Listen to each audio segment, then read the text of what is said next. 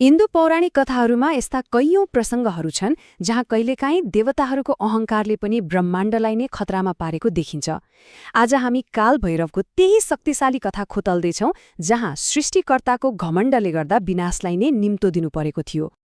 अब यो केवल एउटा काल्पनिक प्रश्न होइन, वास्तवमा यो नै हाम्रो आजको कथाको केन्द्रबिन्दु हो। यसले हामीलाई एउटा यस्तो समयमा लैजान्छ जहाँ ब्रह्माण्डको सन्तुलन नै धर्मराएको थियो, त्यो पनि अरू कसैले गर्दा होइन, स्वयं सृष्टिकर्ताको कारणले।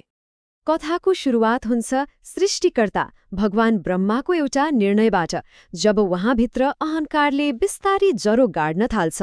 अनि यो कुनै सामान्य घमण्ड थिएन है, यो त एउटा यस्तो दाबी थियो जसले सिङ्गो ब्रह्माण्डको जग नै हल्लाउन सक्थ्यो। यो कथाको मूल कारण यही एउटा शब्दमा लुकेको छ, अहङ्कार। सुन्दा सामान्य घमण्ड जस्तो लागे पनि यो त्योभन्दा धेरै गहिरो कुरा हो। यो यस्तो विश्वास हो जसले भन्छ म नै केन्द्र हुँ, म नै सर्वोच्च हुँ।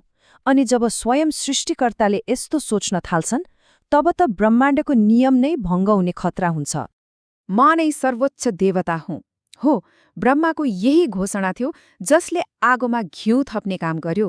उहाँको यो दावीले सम्पूर्ण देवताहरू र त्रिमूर्तिको स्थापित मान्यतालाई नै ठाडो चुनौती दियो। अब ब्रह्माण्ड एक अनिश्चित मोडमा आइपुग्यो। अब ब्रह्माको यस्तो अहङ्कारयुक्त दावीको प्रतिक्रिया त आउनु नै थियो, र त्यो प्रतिक्रिया कुनै साधारण थिएन। त्यो थियो महादेवको क्रोध, जसले ब्रह्माण्डीय व्यवस्थालाई फेरि आफ्नो ठाउँमा ल्याउन एउटा नयाँ शक्तिको सृजना गर्यो। यहाँ एउटा कुरा बुझ्न एकदमै जरुरी छ है, शिवको यो क्रोध कुनै व्यक्तिगत रिस थिएन, यो त ब्रह्माण्डको आधारभूत सन्तुलनमाथि गरिएको प्रहारको एक किसिमको भनौँ न कस्मिक रियाक्सन थियो। महादेवले अब त्यो व्यवस्था कायम राख्न एउटा कठोर कदम चाल्नु नै पर्थ्यो। अनि महादेवको त्यही ब्रह्माण्डीय क्रोधबाट एउटा यस्तो शक्तिको जन्म भयो जसको कल्पना सायदै कसैले गरेको थियो होला, स्वयं क्रोधको मूर्त रूप। अब कथामा विनाशकको प्रवेश हुन्छ, काल भैरव। काल भैरवको जन्म प्रक्रिया साँच्चै रोचक छ। यो कुनै लामो योजना वा तपस्याको परिणाम थिएन, यो त महादेवको सङ्कल्प र क्रोधको एउटा भनौँ न तत्काल विस्फोटक अनि भौतिक अभिव्यक्ति थियो।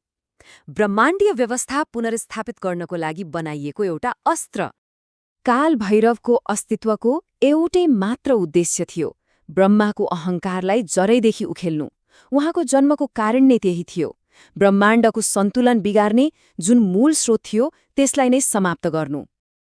ल, अब हामी कथाको चरमोत्कर्षमा आइपुगेका छौं, त्यो निर्णायक भिडन्त र त्यसको अन्तिम समाधान के भयो त? अब हेरौं।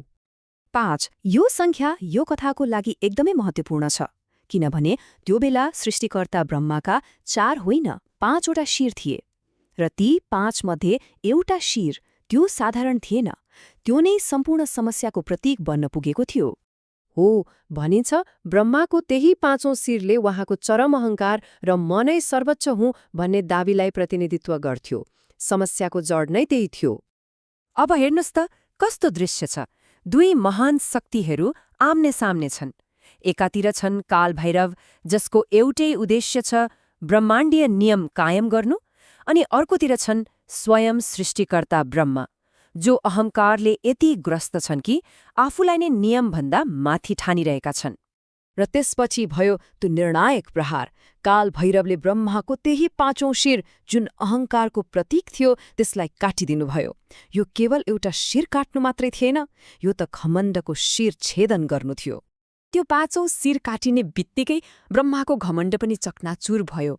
ब्रह्माण्डमा फेरि सन्तुलन पुनः स्थापित भयो, अनि काल भैरवको जुन उद्देश्य थियो त्यो पनि पूरा भयो।